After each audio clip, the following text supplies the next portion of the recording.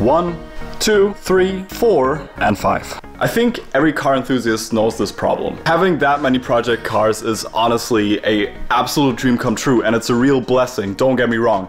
But there's one problem with that, and that would be that there's always at least one thing wrong with each car, and basically every car needs work all the time. On the RX-7 I still need to fix some gaskets on the exhaust system. I haven't even started working on the Supra at all. The Prelude is basically, yeah, well, still completely wrecked. It has rust, it's disgusting. It still needs to go to the main inspection. The E36 still needs some fresh paint and in general some body work. And let's not even start talking about the 930 Turbo. I'll just leave you with this lovely footage right here. So to get rid of at least a bit of the stress inside my head, because there's still so much stuff to do on every single car, I want to take the time today to at least fix the Prelude, get it ready for the main inspection, fix the E36. So let's get straight to work. The main issue this car has is rust, and I already took care of most of it. I remodeled the entire rear fender from scratch, as well as the rust on the doors. Now granted, all of that stuff doesn't look too great yet, so we're gonna take care of that today by painting everything and then maybe even giving it a quick polish. And after that, it's main inspection time. This car is finally gonna be road legal again, and it has to be because it's gonna be picked up by the new owner very, very soon. So let's get straight to work.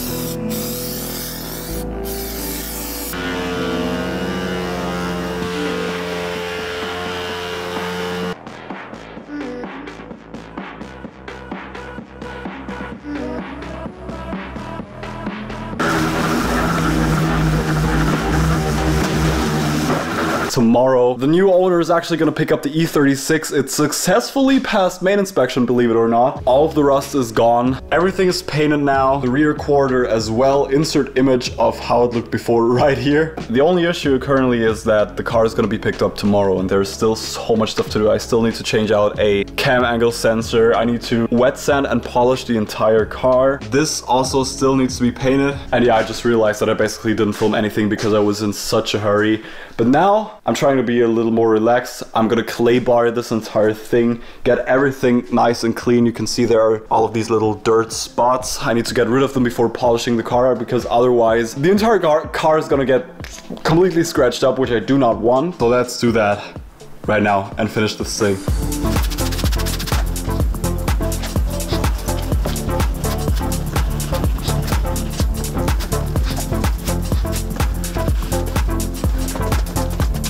Okay guys, now I just want you to look at this difference. Look at the right side. That's where I clay barred everything. You can still see all of these little spots, but these are actually very deep in the paint, so I'm probably not going to be able to get rid of them. But compared to the other side where I didn't use the clay bar, you can like clearly see all of these dirt spots, marks and imperfections.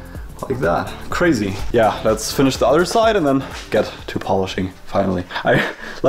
You know guys, I love cars. I really do. But sometimes I just feel like I want to get rid of all of them. It's just too much work. Especially with cars where I know from the get-go that I'm not going to keep them. Obviously with the RX-7, with the Supra, everything's like totally different. But especially with the E36, I knew from the beginning that I'm gonna flip it again. So working on these cars, it's fun and all, but it's just tedious, especially when you're on a time crunch. So I'm really glad when this thing's finally gone. But until then, there's still so much work to do. Let's keep going.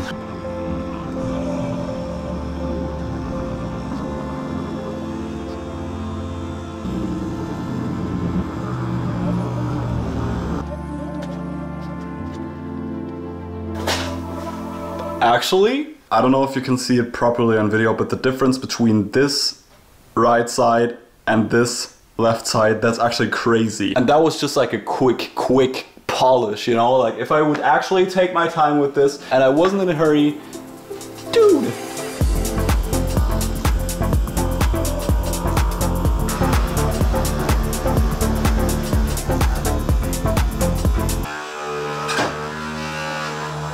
2 days later. Alright everyone, the E36 is finally gone, the new owner picked it up. I'm super glad that the car is finally gone. Don't get me wrong, it's an awesome car and I would have loved to keep it for myself, but I just do not have any space at my shop currently, and there's another project car coming very shortly, so I just need to downsize a little bit, and I'm just happy it's gone. Yeah, but anyways, now that that's out of the way, let's tackle the Prelude. There are a couple of things I need to figure out. First of all, the main thing is the exhaust leak of the Prelude, because currently it has a huge exhaust leak, and yesterday I actually already started working on it and I discovered that the rust hole is actually on a flex pipe on the exhaust, which is kind of a problem because I cannot weld it shut, which means I had to order a complete replacement part for it, but that's not gonna arrive until today afternoon. So for now I'm just gonna do whatever I can, probably remove the old exhaust for now, and then gonna wait for the new part to arrive. And I wanna show you this real quick. This is the flex pipe I was talking about, the one that's rusted through. I removed the outer, sleeving or shell, whatever you wanna call it, off the flex pipe. And as you can see, there is this huge rust hole in there. Now these flex pipes are actually multi-layer, so within this caterpillar looking like thing there's actually another layer of metal that's flexible. Anyways, it's completely rusted through, and the problem with flex pipes is that they need to be able to obviously flex, and if I weld this shut, the risk is pretty high that the part that I welded is gonna crack up again and become leaky again, so that's exactly not what I want. So I'm just gonna replace the entire thing. I think that's gonna be the best idea here. So let's go. Jesus!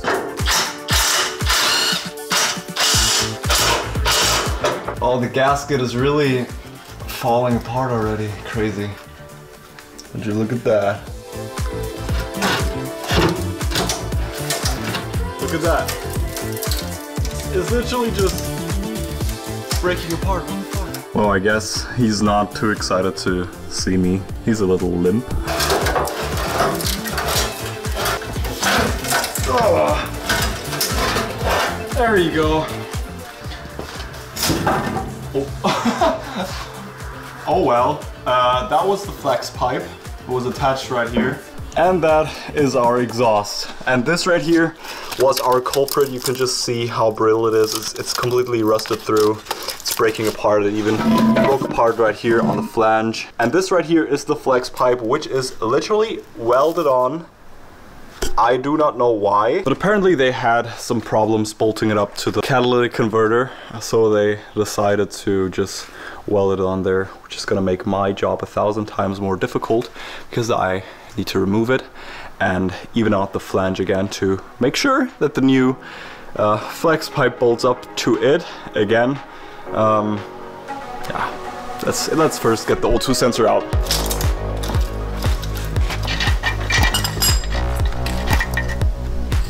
Awesome. Let's go.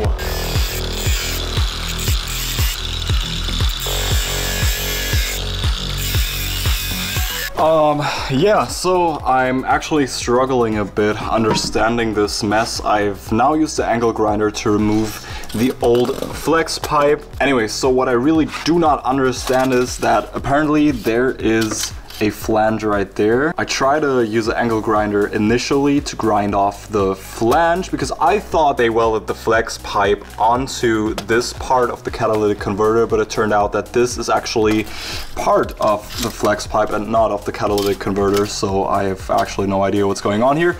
Anyways, what I'm gonna do is weld the new one onto there, basically just like they did. I know it's not 100% the way I really want to do it, but I got to bring the car to the main inspection tomorrow, and at this point I do not have any other choice, and it's gonna work. It's not a big problem per se, but it's just not 100% clean, and you can also not remove it anymore without taking this entire section of the exhaust out, which honestly is not that big of a deal, but I would have preferred it if you could just take this front section off and leaving this section on the car.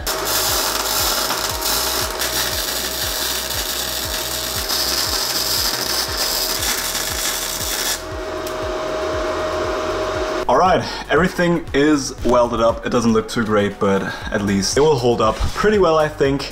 I also hope that I really got the angle right, because where it mounts up to the rest of the exhaust, it's like a bit at an angle, but the part that bolts up to the exhaust manifold needs to be like also like at a small angle. So it doesn't matter in general. I just really hope that I got it at the proper angle and everything will fit. But that's what we're gonna find out now. So let's put it under the car again.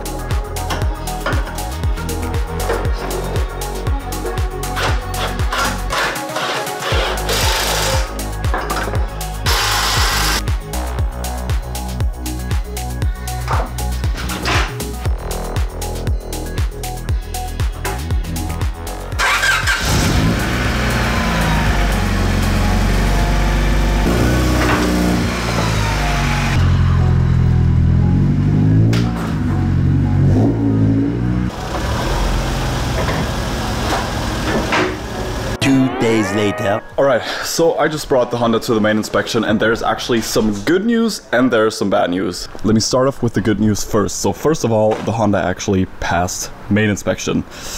Kinda, and that's where we get to the bad news. Because here in Germany, just like in many other countries out there, I guess, part of the main inspection would be an emissions test, and that's where the Honda right there failed miserably. Now the good thing is I got a fully equipped shop right here with all of the tools to fix everything about this. The only issue being that for now I do not know at all why it failed the emissions test. My mechanic told me that it could be either that the Honda has a vacuum leak somewhere on the intake, it could also be an exhaust leak, it could be that the catalytic converter is just not functional anymore after all of these years, but it could also be a faulty O2 sensor, which is what I'm suspecting. Sadly, I don't have one of these fancy tablet testers yet, which I can plug into the car and scan it for codes, so we're gonna do it the traditional way, I guess. Let's go.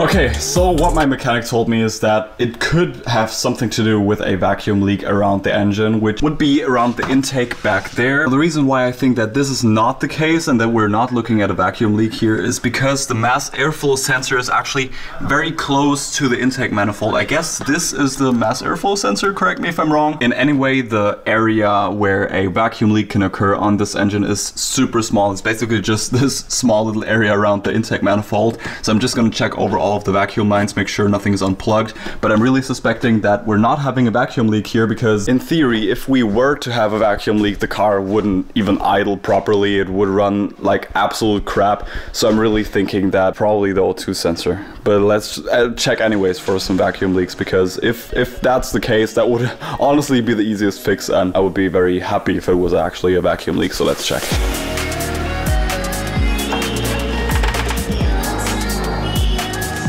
Alright, so I can really not see anything from the get-go where I would say like, okay, there's a vacuum leak. Obviously, I would need at least a smoke tester to rule a vacuum leak out, but I think for now we're good on that side. The only thing I could find was this right here. This was unplugged. This is basically just the crankcase ventilation. It was plugged into this and then recirculating into the intake right here. And this was basically just a very loose fit, but I think that's not our problem here. Anyways, I'm still gonna plug that up with a bolt or something. Just gonna make sure that this is not our issue here. And then I think we might need to move underneath the car and see if we have any exhaust leaks or if there's anything wrong with the O2 sensor. Let's see.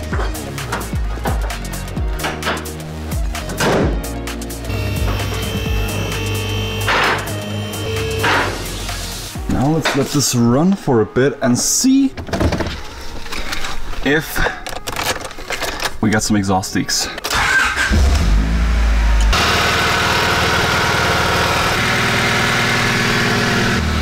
Okay, we definitely got a small exhaust leak right here. I knew that would happen. Okay, no exhaust leak right here.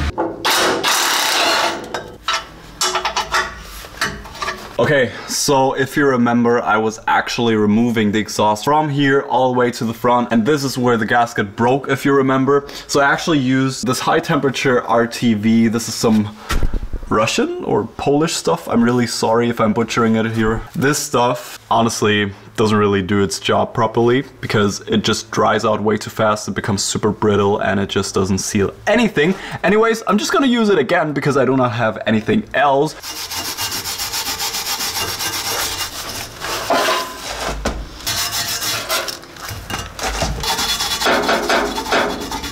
All right.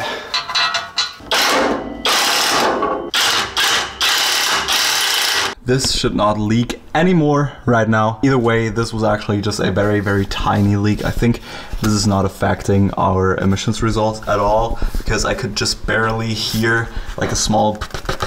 But nonetheless, it's good that it's fixed now. Now, obviously, currently there's no way for me to figure out if that actually solved our issue. And of course, it would be best if I just had a replacement O2 sensor right now. Sadly, here in Germany, at least for me, it's a little hard to get hold of replacement parts for cars quickly, because whenever I order something on the internet, it actually takes up to like 3 or 4 days for me to arrive, which is kind of a bummer, and it always just delays everything further and further. For official mechanic shops, this is actually different. Obviously, they have their vendors who have everything in stock, and when they order something, most of the time it will arrive the same day for these shops. So I really need to figure something out about that because I cannot keep going like this. I really need replacement parts and I need them quick, so I'm gonna have to find a solution for that. But anyways, I'm gonna order a new O2 sensor. For now, it's probably gonna arrive in like 3 or 4 days, at least I hope so. And usually I do not like to do this in the videos because I always want to leave you with at least some kind of resolution or at least some kind of a good result at the end of the video. But for today, that's all I can do. I really need to upload this video, which brings us back to the point of this video, because now you know the drawbacks of having too many project cars. You do not have time for anything. Most of the time you're just waiting for parts, and showing you this exact struggle is the point of this exact video. So I'll see you in the next one. See ya.